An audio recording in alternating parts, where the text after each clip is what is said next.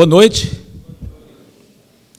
Se eu perguntasse a você um personagem bíblico que você gostaria de imitar, quem você pensaria que seria esse personagem? Não precisa responder em voz alta, mas pense, tá? Quem seria? Não vale o Senhor Jesus Cristo, por motivos óbvios, né? Perfeito em tudo. Mas, tirando ele, qual seria um personagem? Pense aí, eu vou dar alguns segundos para vocês pensarem que você gostaria de imitar em algum ponto específico que vem na sua mente. Não precisa dizer, mas pense aí com você próprio, tá bom? Bom, acho que já deu tempo de vocês pensarem. Talvez alguns tenham pensado em Davi, um homem segundo o coração de Deus, um homem muito valente, mas ao mesmo tempo muito sensível. Talvez outros tenham pensado em José do Egito, por exemplo, um homem que demonstrou uma robustez de caráter e valor espiritual muito grande em meio a grandes adversidades, José do Egito. Ou talvez outros pensassem em Paulo de Tarso, pela grande obra que ele realizou, um homem também de conduta ilibada, ou seja, irrepreensível, e que deixou um legado muito grande em termos gerais, em termos de ministério, teologia, coração pastoral, tanto material escrito, inspirado, enfim. Talvez vocês tenham pensado nesses nomes, talvez esses nomes facilmente tivessem saído se eu pedisse para vocês falarem em voz alta. Mas hoje nós vamos estudar um personagem, uma pessoa bíblica, que provavelmente, eu diria pelo menos possivelmente, nenhum de vocês pensou. Pode ser que eu esteja enganado, mas eu acho mais provável que eu esteja certo. É difícil alguém ter pensado nessa personagem, nessa pessoa. Por quê? Porque ela aparece poucas vezes nas Escrituras, só 3 vezes, e sem muitos detalhes. Mas nós temos muito a imitar dessa pessoa. Quem será? Vamos orar ao nosso Deus, pedir que Ele nos oriente nessa mensagem. Santo Deus, obrigado por tudo que Tu tens feito em nossas vidas. Ser com teu servo, o pastor Mauro, com a saúde, que ele se recupere bem, dentro da tua perfeita vontade, a Sandra, e ser com toda essa igreja, aqueles também que também não puderam chegar aqui, pois por problema de saúde ou algum outro, ser com cada um dos teus servos e servas, e obrigado pelo que estamos aqui agora mesmo, obrigado pela música, pelo coral que acabamos de ouvir, mensagem cantada, tua palavra lida e agora pregada. Capacita-nos em tudo, eu te peço, porque precisamos de Ti para transmitir, para entender essas coisas, dependemos completamente de Ti e é nessa confiança que chegamos aqui, em nome de Cristo, amém, Senhor. Muito bem, vamos ao primeiro desses 3 textos em que essa pessoa aparece e vocês já vão saber quem é. Nosso primeiro texto está no Evangelho, num dos 4 evangelhos, que esse evangelho narra com exclusividade, ele fala de uma certa jornada do Senhor para Jerusalém. Ele dedica, esse autor do evangelho, vários capítulos do seu evangelho, descrevendo a ida de Cristo para Jerusalém, a última ida dele, quando ele estava de partida, uma jornada do norte ali, da Galileia, para o sul, para Jerusalém, onde ele sabia que seria morto. Então seria a jornada final dele para Jerusalém. Então muita coisa aconteceu dessa jornada. Então, esse evangelista descreve lições que ele foi dizendo, muitas parábolas são exclusivas desse evangelho, alguns milagres também que o Senhor operou durante essa última jornada dele, e numa das ocasiões, quer dizer, dentro da narrativa dele, há uma ocasião que só aparece aqui, que é onde aparece nossa personagem pela primeira vez. Vamos então para Lucas capítulo 10,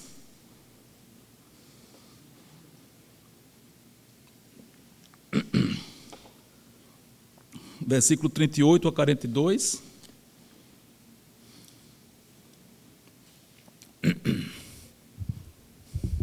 Lucas 10, 38 a 42. É o primeiro dos 3 episódios que vamos ver. Diz assim: Indo eles de caminho, entrou Jesus num povoado, e certa mulher chamada Marta hospedou-o na sua casa. Tinha ele uma irmã chamada Maria, e esta quedava-se assentada aos pés do Senhor a ouvir-lhe os ensinamentos. Marta agitava-se de um lado para outro, ocupada em muitos serviços.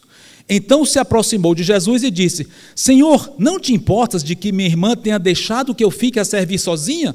Ordena-lhe, pois, que venha ajudar-me. Respondeu-lhe o Senhor: Marta, Marta, andas inquieta e te preocupas com muitas coisas. Entretanto, pouco é necessário, ou mesmo uma só coisa. Maria, pois, escolheu a boa parte e esta não lhe será tirada.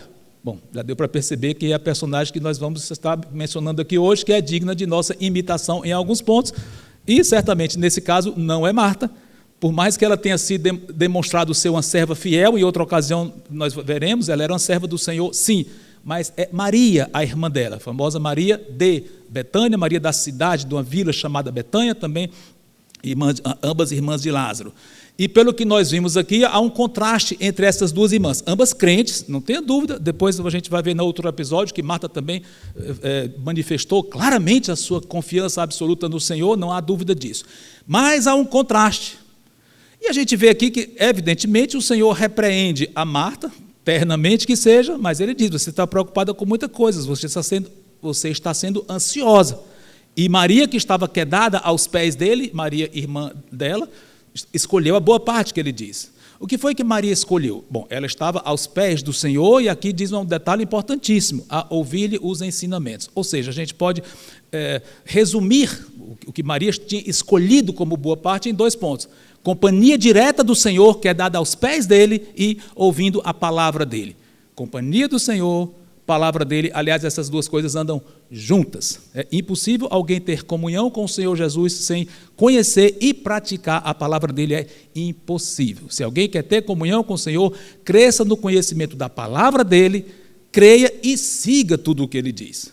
E ao mesmo tempo, evidentemente, alguém que realmente quer seguir a palavra de Deus, vai buscar a companhia pessoal dele.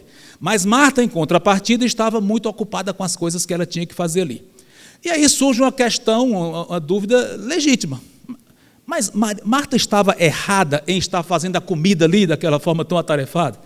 Bom, eu diria que o erro dela não foi preparar a refeição em si, mas a atitude do coração dela, que estava muito mais ligada com coisas daqui do que com o Senhor. Hipoteticamente, nós podemos pensar, mas se ela tivesse também querido ficar aos pés do Senhor, quem ia fazer a refeição? Isso é detalhe, principalmente diante do Senhor Jesus, que ele pode fazer qualquer coisa. Poderia multiplicar pães, como ele fez outra ocasião, poderia fazer com que todos se sentissem fartos de uma hora para outra, ele poderia fazer qualquer coisa. Ou mesmo depois de dar os ensinamentos para elas duas, dizer, ok, agora vão preparar a comida. Quem sabe? Mas o que quer que seja, não é errado em si, ela fazer o alimento, era uma parte que cabia a ela. Tudo bem, mas o coração não estava no Senhor tanto quanto estava em fazer as atividades. E aqui já fica um ponto em que nós devemos imitar Maria, não Marta nesse caso, mas o quê? Priorize o Senhor Jesus em sua vida, a companhia pessoal dele, aliás, crer na palavra dele é crer que ele está vivo e está conosco perto de nós. Priorize isso e então façamos as nossas atividades. Não é para ficar de braço cruzado. O ensino desse evento aqui não faça nada terreno, fique só em devocional o dia todo. Não é isso. Priorize o Senhor. Tem as horas de ficar em contato pessoal com Ele, isolados do mundo? Sim. Mas tem as horas de estar até em contato com Ele, junto com os outros irmãos, como estamos aqui agora? Sim, também. E tem as horas de nós fazermos as nossas atividades da melhor forma possível, seculares que seja. Tem a hora? Claro que sim. Aliás, nisso Deus também é glorificado. Não é que é uma outra área completamente separada, vamos separar as duas coisas. Agora você está vivendo para Deus e agora você não está mais vivendo para Deus quando está fazendo as coisas que você deve do cotidiano. Não há essa separação. Quer dizer, no sentido de que tudo deve ser feito para a glória dele. E mesmo quando nós estamos absortos, concentrados, ativos nas atividades terrenas que devemos fazer o melhor possível. Seja estudar, seja trabalhar, seja ser dona de casa, seja contato com vizinhos, seja o que for, esmere-se para fazer o seu papel da melhor forma possível. Ser pais, ser mães, os filhos, tudo. Faça o melhor possível o seu papel. E nisso você estará glorificando ao Senhor, porque Ele quer que nós hajamos nesse mundo enquanto estamos aqui vivendo. Ok? E essa é a boa parte que Maria escolheu, e não a comunhão com o Senhor e sua palavra, e não seria tirada. Ok? Vamos para o nosso próximo episódio. Vamos agora para um outro evangelho, mas lembra, o Senhor Jesus está na sua jornada final para Jerusalém, não muito tempo restaria, e passa-se algum tempo até que aconteça esse outro evento aqui. Vamos para João capítulo 11.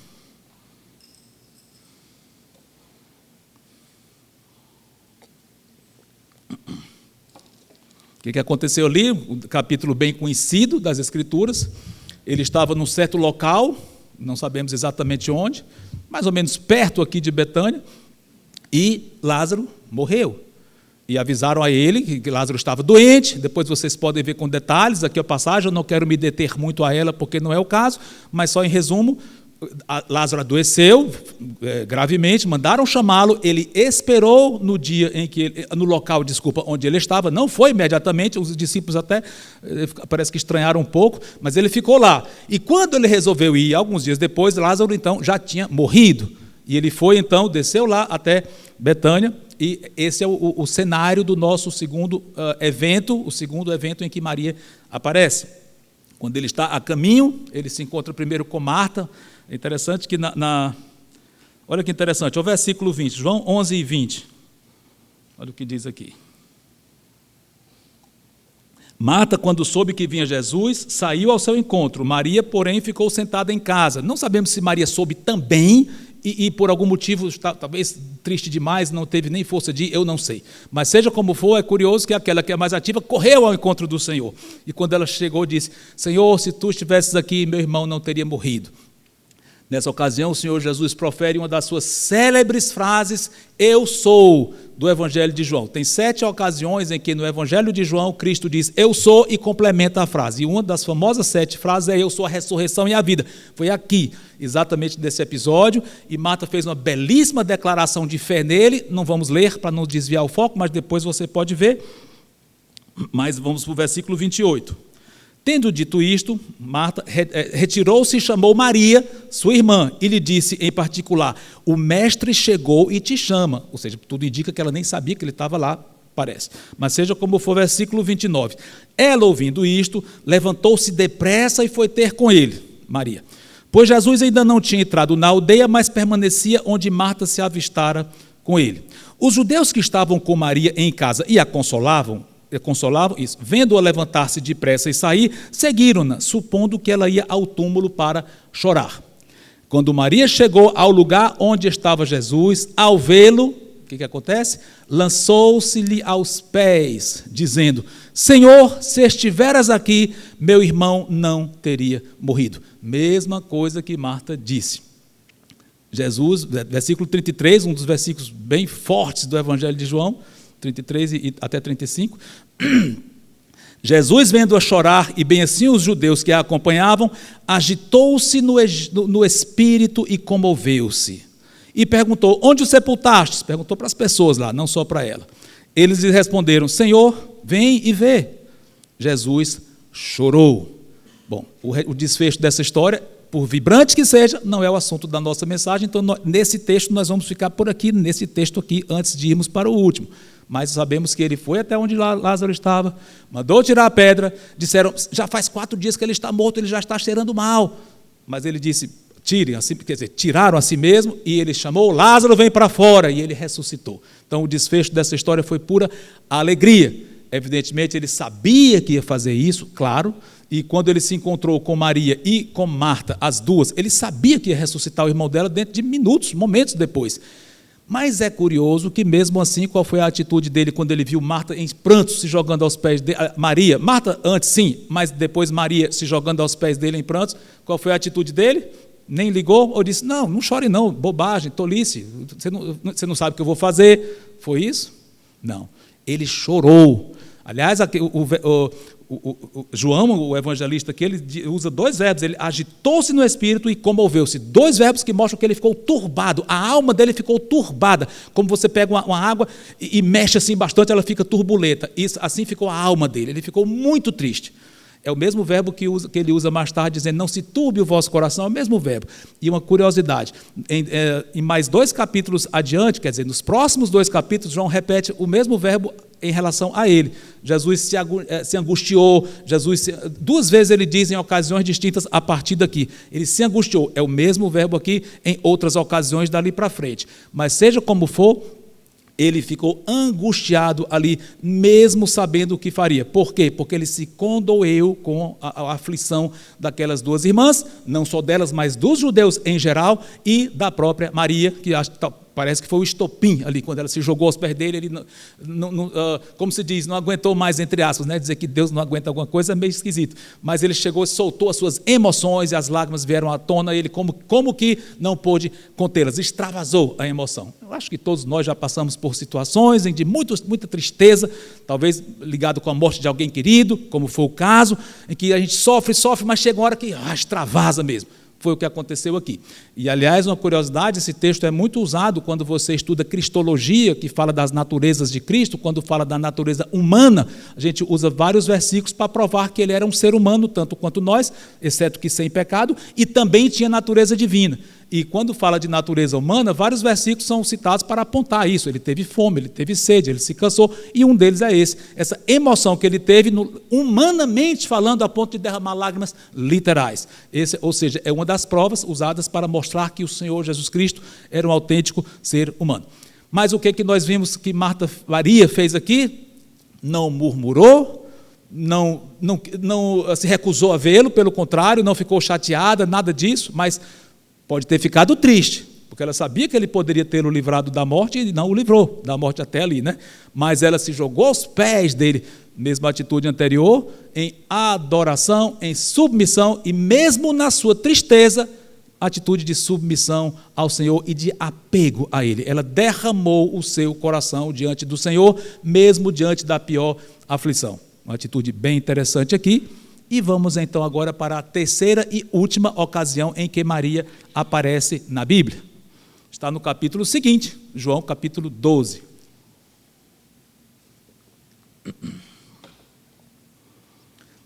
O tempo passou, semanas passaram, não muitas semanas, e chegamos aqui na última semana do Senhor sobre a terra. Ou seja, poucos dias depois, ele iria ser crucificado, morto e ressuscitado logo depois. Estava nos últimos dias, a última semana dele sobre a terra.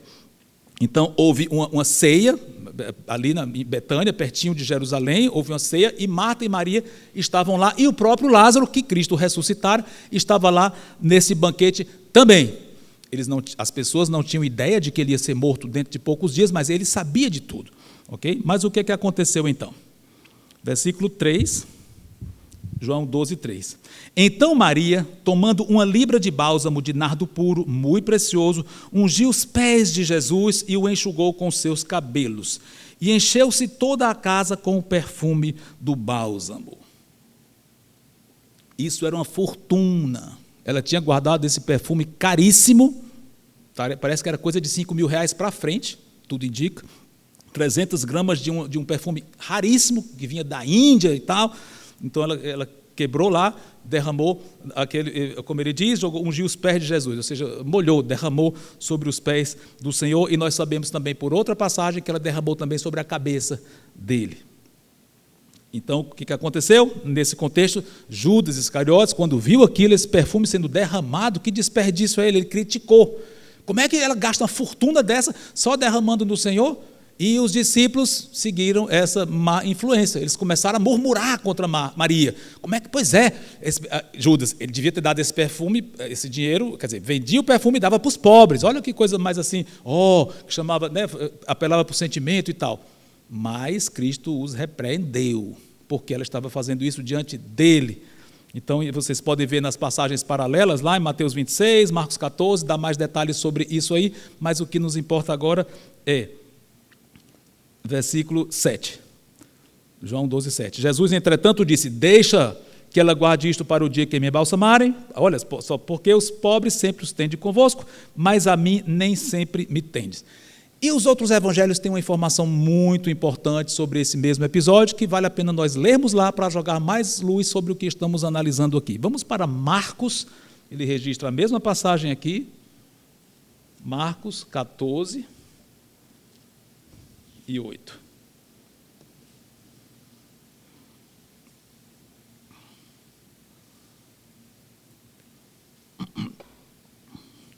Olha do 6 em diante, Marcos 14, 6.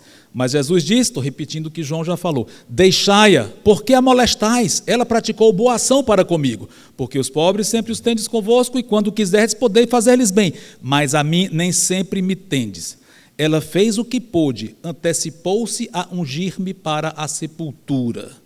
Em verdade vos digo, onde for pregado em todo o mundo o evangelho, será também contado o que ela fez para memória sua. Que frase bonita dessa, frases belas essa aqui. É bom nós analisarmos o que ele quis dizer aqui no versículo 8, Marcos 14, 8. Ele diz que ela se antecipou a ungí-lo para a sepultura. Dá a entender que ela sabia que ele ia morrer 6 dias depois, 7 dias depois, e já foi ungindo, como que simbolicamente, já preparando para a sua morte, para o seu sepultamento. Mas será que ela sabia que isso ia acontecer? Eu creio que não sabia. Então, como é que ele diz que ela se antecipou para isso? Eu entendo que Deus fez ela fazer, Deus o Pai fez ela fazer isso, e Cristo entendeu muito bem o simbolismo. Eu entendo que o Pai estava confortando o Filho, através de uma discípula amada dele, ela o ungindo. Como o Pai o estava honrando, ele sendo ungido com um perfume caríssimo por uma serva amada dele ali. Porque o que aconteceu depois foi bem diferente disso, em termos de morte dele, uma morte cruel, terrível, injusta, vocês sabem disso. Apesar de que ele foi sepultado por Arimateia, numa sepultura digna, sim, ok, e teve aromas lá também, Arimateia providenciou, eu sei, mas aqui eu entendo que antecipadamente o Senhor o estava confortando, dando aquilo, como que as impressões digitais de Deus mostrando, eu estou contigo, olha o que eu estou fazendo. Então Maria, inconscientemente, estava sendo usada por Deus para fazer algo de simbolismo tão forte para o próprio Senhor, eu, assim eu interpreto, sendo confortado pelo Pai para a missão a que ele estava destinado a fazer. E aqui nós vimos também que onde for pregado o Evangelho vai ser falado dela. Interessante que se não fosse o Evangelho de João, nós não saberíamos o nome dessa mulher, mas pelo Evangelho de João, que ele complementa o que os outros, as informações dos outros, nós sabemos que era ninguém menos que Maria, irmã de Lázaro, irmã de Marta. Mas é muito, olha a honra que ele deu a essa mulher, dizendo que onde pregarem o Evangelho, falem dela. É muito forte isso. E, nesse ponto, que lições nós podemos dizer que podemos imitar Maria? Já vimos no primeiro caso, ela lá com Marta na casa, o segundo caso, ela ali perto do irmão morto, sepultado, e agora nesse terceiro caso aqui. O que nós podemos lucrar com, acho que eu falei Marta, mas é Maria, os irmãos entendem. Mas o que nós podemos lucrar, imitar Maria, em que ponto aqui? Não é nem difícil de perceber isso, nem difícil de responder essa pergunta, em que seria? Despojamento. O amor que ela sentia pelo Senhor era tão grande que o que ela pudesse consagrar a Ele, nem que ela perdesse o uso daquilo, mas está consagrado a Ele. Eu faço. Ele é mais importante do que qualquer bem material que eu tenha. Que lição! Não é errado nós usarmos coisas que Deus nos deu, se Deus nos deu, amém, que usemos, mas sempre para a glória dEle. Nunca usemos as coisas que Ele nos deu de uma forma tal que Ele está lá e eu aqui vou usar isso independente dEle. Não! Pode usar, mas use para a glória dEle. Talvez Deus tenha lhe dado um bom carro, ou um carro antigo que seja, ou uma moto, ou uma bicicleta, seja qual for o meio de transporte, mas Deus lhe deu aquilo. Use para a glória dEle. Consagre aquilo ao Senhor. Os seus bens devem ser usados de uma forma que Ele se alegre. Suas roupas, independente de quão sofisticadas elas sejam ou simples, não importa, mas Ele lhe deu aquilo que você veste. Use para a glória dEle, de uma forma que ele se sinta honrado com aquilo que você está usando e os irmãos também. O alimento que ele lhe dá, entenda, ele me deu esse alimento, todo o alimento que eu como por dia, todas as minhas refeições, os lanches, etc. Ele me deu tudo aquilo. Honre, lembre, Senhor, obrigado por isso que tu estás me dando. Eu estou falando de coisas cotidianas, coisas, entre aspas, pequenas, que nós temos todos os dias e até podemos achar que isso aqui é uma coisa que já tem naturalmente. Lembre que foi ele que deu e agradeça por aquilo. Então nós podemos nos aproximar muito dele cada vez em que nós, usando as coisas que ele nos dá, nós lembramos dele e agradecemos. Pai, muito obrigado, porque através do Senhor Jesus, tu me deste essas bênçãos que eu tenho. Irmãos, qualquer coisa menos do que isso é desonrar o Senhor. Mesmo as coisas mais lícitas em si, se nós passarmos a usar para a nosso próprio bem, isolado do Senhor, negligenciando o Senhor, aquilo se torna um pecado. Mesmo coisas neutras e coisas que ele até lhe deu e me deu. Mas se nós perdemos o foco, aquilo se torna realmente um laço. E nós poderíamos facilmente ficar materialistas, apegados demais àquilo. Mas Maria deu um exemplo contrário daquilo, um perfume caríssimo, talvez o bem maior que ela tivesse ali, mais precioso, ela jogou aos pés dele. E no caso ela ficou sem aquilo, ou pelo menos em grande parte daquilo, né? Ficou sem aquilo. Mas, ou seja, prioridade, amemos ao Senhor a tal ponto que nós estejamos dispostos a nossos bens estão nas mãos dele, e vou usar enquanto ele estiver me concedendo. Mas, antes de nós concluirmos e depois de termos visto essas 3 ocasiões em que Maria apareceu e nos deu belos exemplos de como um crente deve proceder, tem mais alguns pontos que eu gostaria de enfatizar desses episódios que nós acabamos de ver. O primeiro deles, lembra qual foi a última frase, pelo menos na nossa tradução da Bíblia, que Cristo disse no primeiro episódio que nós vimos? Aliás, qual foi o livro e o capítulo do primeiro episódio que nós vimos aqui? Aqueles que são mais atentos podem responder isso. Lucas capítulo 10. Como é que termina aquele episódio? Como é que Lucas termina narrando, pelo menos na nossa tradução? Ele diz uma frase bem interessante. Podem ir lá, podem pescar, como se diz. Lucas 10, 42. Qual é a última frase aí? Maria escolheu a boa parte, o quê? Já comentei, não vai ser tirada dela. Eu gosto disso.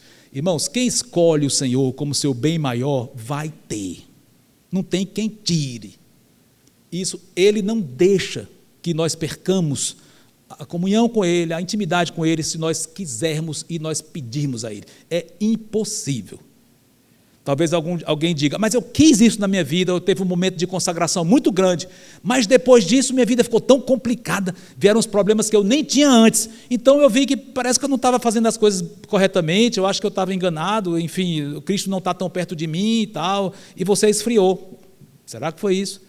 Olha, o que quer que aconteça em nossa vida, e Ele pode permitir problemas, evidentemente, pode permitir dificuldades, mas elas não vão impedir você, nem a mim, de termos comunhão com o Senhor. Não vão. Se alguma situação X fosse realmente atrapalhar nossa comunhão com Ele, Ele remove a solução, a coisa todinha. Esse fator que nos atrapalharia espiritualmente, Ele é poderoso para tirar. E às vezes Ele tira. Existem situações na nossa vida que são tão traumáticas, e Ele sabe, e que nós dizemos, Senhor, como é que eu posso te servir desse jeito? Eu sei que em certas situações Ele estica a nossa capacidade para suportar, sim, mas em outras situações Ele diz, não, eu vou lhe livrar daquilo. Eu sei, meu servo, não estou profetizando não, tá? Estou só interpretando aqui como é que Ele faria, como é que Ele falaria segundo eu entendo, como se Ele dissesse, eu sei que isso lhe atrapalha espiritualmente e é mais forte do que você, então eu vou tirar isso, você não vai mais sofrer isso. Esse problema vai ser retirado da sua vida. Ele é poderoso para fazer isso e às vezes Ele faz. Tem coisas que nós nem sonhamos que Ele removeu para sempre de nossa vida. E talvez no céu a gente venha entender, puxa, aquele tipo de coisa que seria um entrave na minha vida, sumiu. Talvez pessoas, talvez situações, talvez problemas de saúde, eu não sei. Mas Ele tira. E quando Ele não tira, Ele vai nos dar força para suportar aquilo. Mas a boa parte não é tirada. Nada nesse mundo vai nos atrapalhar de ter comunhão com o Senhor, se nós nos mantivermos, na medida em que nós nos mantivermos com essa decisão, Senhor, Tu és o meu bem maior. Ele vai dar, nós não vamos ser frustrados, e os problemas que porventura aconteçam vão nos estimular a correr mais para perto dEle e conhecê-lo mais e provar, Senhor, Tu és maior do que as coisas daqui da minha vida. Tanto que Tu me permitiste isso, tiraste uma coisa que eu gostava tanto, mas isso está me ajudando espiritualmente porque eu estou chegando mais para perto de Ti. Olha só, às vezes acontece isso.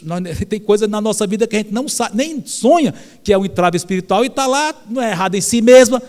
Mas quando nós queremos nos consagrar, Ele começa a tirar certas coisas que nós até gostamos e nós nem sonhávamos como eram tão perigosas para a nossa vida de nos enfraquecer, mas Ele vai tirando. E aquilo no começo a gente sofre, eu sinto falta daquilo, eu gostava tanto daquilo, mas tu parece que está fechando as portas. Pois é, Ele tira, mas é tão bom quando você, olha, eu nem precisava tanto daquilo, agora eu estou tendo outro tipo de alegria, outras coisas preencheram o meu coração no lugar daquilo. É tão bom. E quando você vê, puxa, Ele está me mantendo mais perto dEle. É assim que Ele age muitas vezes. Ok? Segundo ponto que eu quero colocar aqui, tem a ver com o segundo episódio que nós vimos aqui, de Maria se jogando aos pés dEle, chorando, e Ele também chorou. Ali ocorreu o caso em que ele logo satisfez completamente, quer dizer, aliviou literalmente as lágrimas dela, ali, miraculosamente, ressuscitando a Lázaro. Eu sei. Mas sabe de uma coisa? O que ele fez com Maria, ele vai fazer, de alguma forma, com você e comigo, que somos servos dele, fracos que nós sejamos, mas nós somos apegados a ele. Temos nossas fraquezas, mas nós nos jogamos aos pés dele e dizemos: Senhor, longe de ti eu não vou para lugar nenhum. Ele vai recompensar. Ele vai tirar tudo que lhe causa lágrimas. Não necessariamente nessa vida. Não estou pregando o evangelho da prosperidade, coisa nenhuma, porque esse evangelho não é verdadeiro. Mas, em algum momento, algumas coisas ele pode tirar nessa vida, pode. Mas, com certeza, aquilo que ele permitir que fique, que nos causem lágrimas, ele vai tirar quando nós partirmos. É só uma questão de tempo. Do jeito que ele livrou Maria, não tinha mais motivo dela chorar com saudade de Lázaro, porque ele estava vivo ali. Do jeito que ele fez isso, ele vai fazer conosco. Não vai ter motivo mais de derramar nenhuma só lágrima. É só nós partirmos. Quando ele nos chamar, seja pela morte, seja pelo arrebatamento, acabaram-se todos os motivos de termos lágrimas. Ele vai fazer. É só uma questão de tempo. E vai fazer melhor do que ele fez com Marta e Maria. Por quê? Porque Lázaro deve ter morrido de novo, óbvio. Ele foi uma ressurreição provisória, ele morreu de novo. Aliás, consta que os fariseus, quando souberam desse milagre, consta não, a Bíblia diz, é verdade, eles ficaram tão furiosos com esse milagre que ia aumentar a popularidade do Senhor Jesus. Sabe o que eles quiseram fazer? Vamos matar Lázaro, porque acaba esse problema. Não sabemos se eles chegaram a matar Lázaro ou não, seja como for, Lázaro deve ter morrido de novo. Eu entendo que ele ressuscitou com o corpo natural, que não é glorificado, morreu de novo.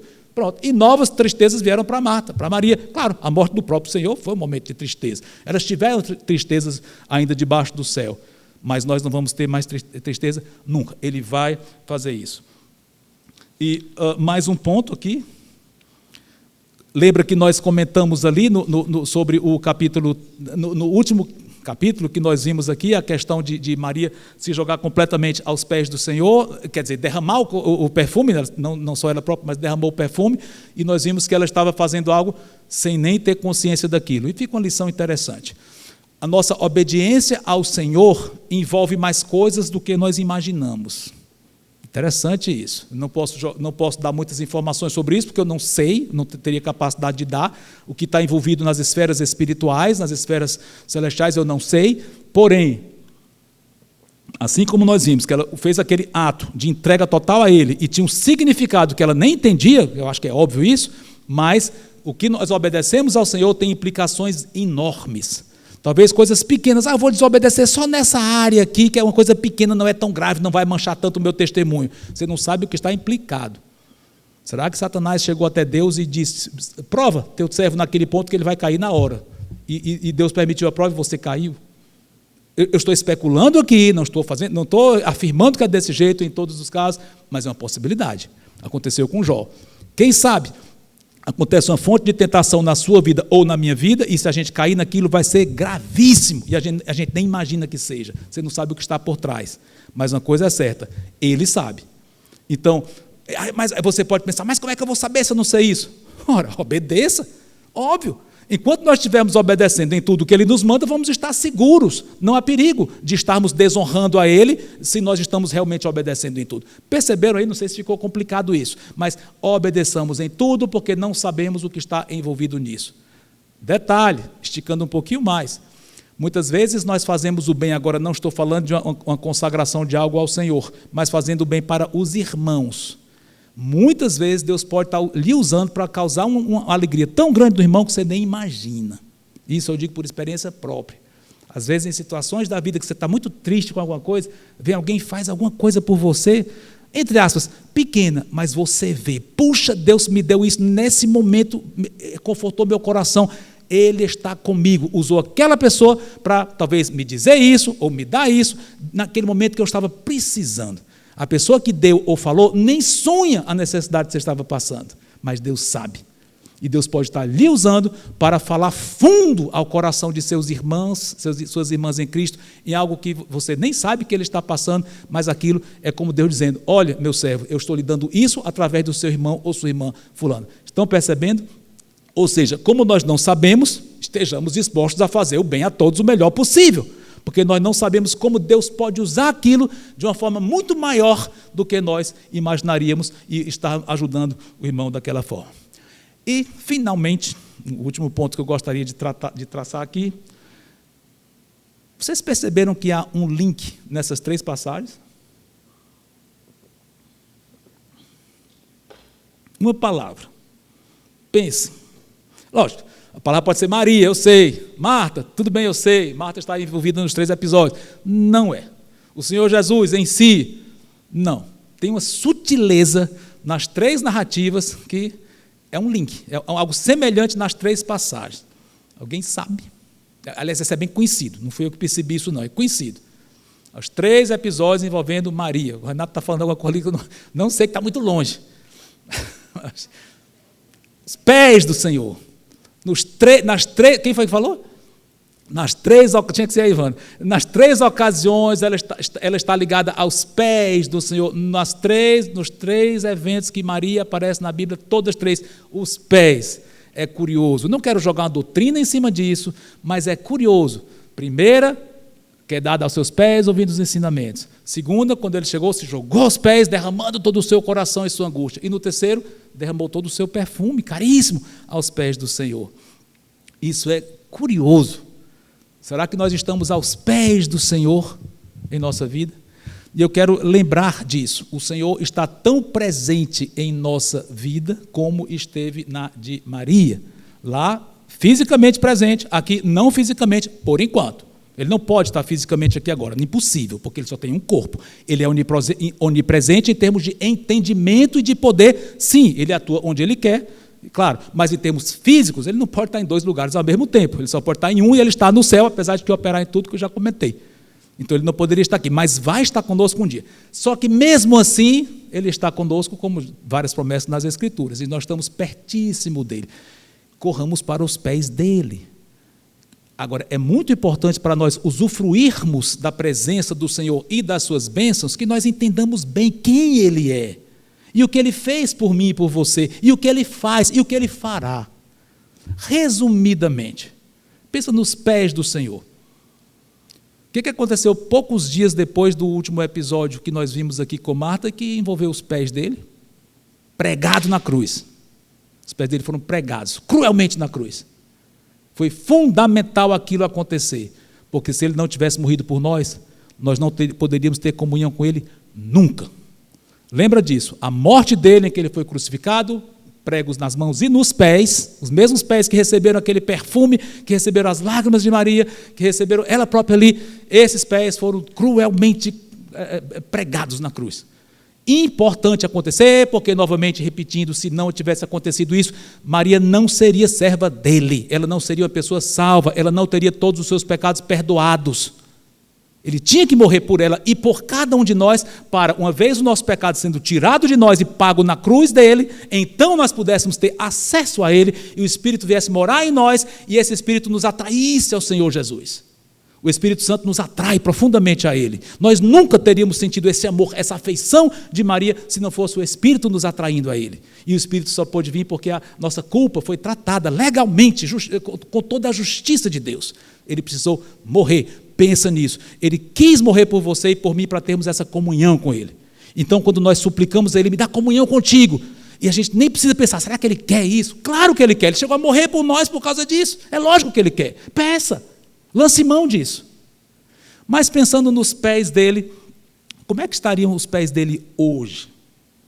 Será que alguém já viu o Senhor Jesus como ele está em plena glória? Ou pelo menos como vai ser, não posso dar afirmações exatas de como está literalmente o pé dele hoje, não sei, mas será que nós temos uma informação de como ele vai estar quando ele voltar? Ou provavelmente ele já está com essa glória hoje, eu acho que sim, seja como for, temos essa informação que fala dos pés dele, inclui os pés, não é só os pés. Sim, quem foi que viu o Senhor Jesus em plena glória e descreveu a cabeça, descreveu o corpo dele e o detalhe dos pés? Olha só João 1, aliás 2, não é 1 mesmo, João 1, versículo 15, ele está descrevendo ao Senhor, versículo 14 e 15.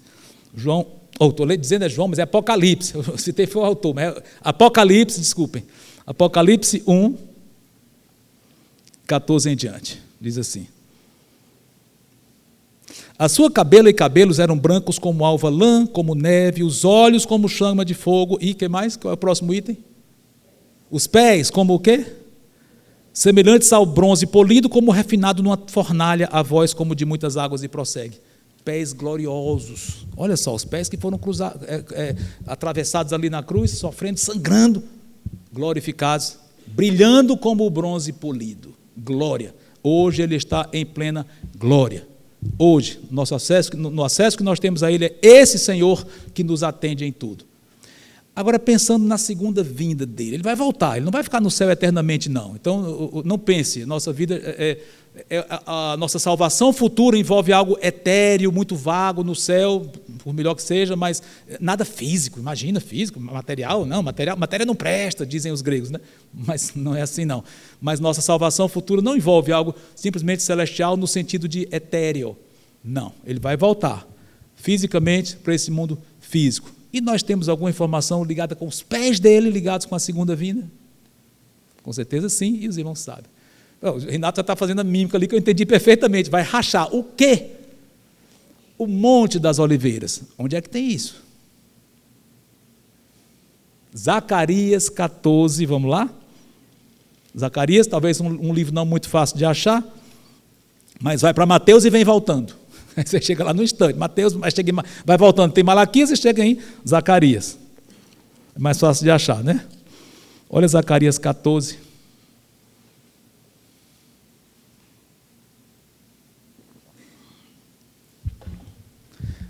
Chegaram lá?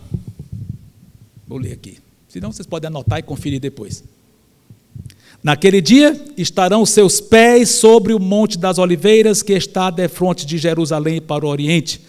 O Monte das Oliveiras será fendido para o meio, para o Oriente, para o Ocidente, e aí ele continua. Interessante. Monte das Oliveiras, defronte de Jerusalém. Sabe onde era que ficava ali pertinho? Betânia. A cidade de Betânia era ali. Então, no local onde ele esteve ali com Maria, com Marta e tal, é exatamente, ou pelo menos próximo, na mesma situação geral, mesma região, de onde ele vai voltar, Monte das Oliveiras, que é um monte literal na frente de Jerusalém. Você entra no Google lá, Monte das Oliveiras, você vai ver foto do monte. Você pode até ver o monte e vai dizer que Cristo vai voltar aqui. Não sabemos o ponto exato, mas é naquele monte. A região a gente sabe, bem na frente de Jerusalém. Vai voltar lá. O contraste, do seu estado de humilhação, depois foi morto ali em Jerusalém, pertinho de onde ele estava, e vai voltar para ali em plena glória. É esse o Deus que nós servimos, é esse o Senhor que nos ouve as orações, que é por nós. E, irmãos e irmãs, amigos, encerrando aqui, que nossa vida seja como a de Maria, nesses pontos aqui. Faça do Senhor o seu bem maior. Consagre toda a sua vida, o seu coração a Ele, e junto com isso vão os seus bens.